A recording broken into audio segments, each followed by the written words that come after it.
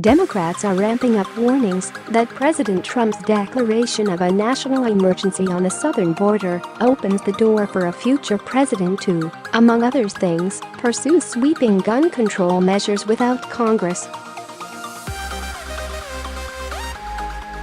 The warnings come as a handful of Republicans break ranks with the president and prepare to vote for a resolution rejecting the emergency edict, a move almost certain to trigger Trump's first-ever veto. But with the can of worms now open, Democrats see opportunity on everything from gun control to climate change, especially if the Supreme Court upholds Trump's declaration.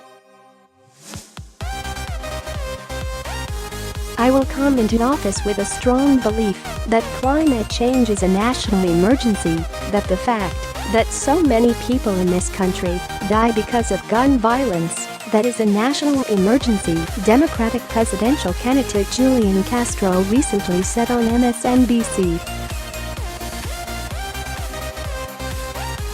If the president's action in this case is upheld by the Supreme Court, then it does open up new avenues for future presidents to take action.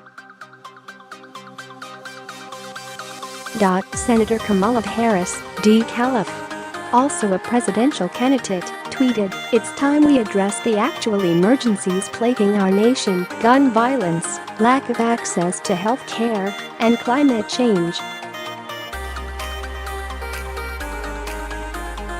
The focus on curbing gun violence has sharpened under the Democrat-controlled House.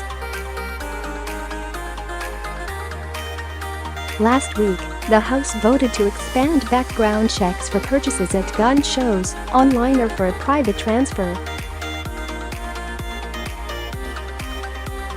The House also backed a bill requiring gun dealers to wait 10 days to get answers for a background check. Regardless of how the Supreme Court rules on Trump's national emergency on the southern border, federal statute would appear to limit government action on guns during an emergency. In 2005, President George W. Bush signed the Bipartisan Disaster Recovery Personal Protection Act, which passed the House with 322 votes and the Senate with 84 votes. The law includes a prohibition on confiscation of firearms and says during an emergency, the government cannot require registration of any firearm for which registration is not required by federal, state, or local law. The statute still leaves room for action similar to the legislation that passed the House, said Emily Taylor, a Houston lawyer who specializes in Second Amendment issues and is affiliated with U.S. Law Shield, a legal insurance program for gun owners. Taylor said some Second Amendment advocates are concerned a future president could at least test a gun emergency with the Supreme Court if the current border emergency declaration is upheld. Since Congress passed the 1976 National Emergencies Act, presidents have declared national emergencies more than 24 times.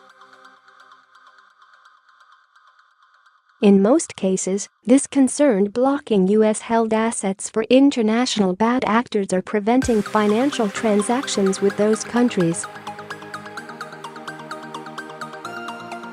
What's different about Trump's declaration to secure more than $6 billion for new construction of a border wall is that it comes after failing to gain requested funding from Congress.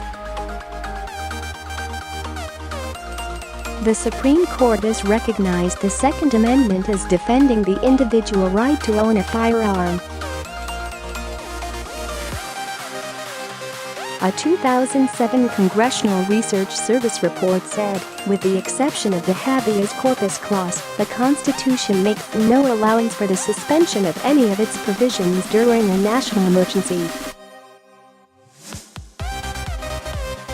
House Speaker Nancy Pelosi, too, has cautioned Trump about the implications of the border declaration. In reference to the Parkland High School massacre in Florida, Pelosi, D. Calif, asserted the one-year anniversary of another manifestation of the epidemic of gun violence in America. That's a national emergency. Why don't you declare that emergency, Mr. President? I wish you would. But a Democratic president can do that. Other presidential candidates called gun violence a national emergency, but didn't explicitly threaten to use emergency powers for gun control.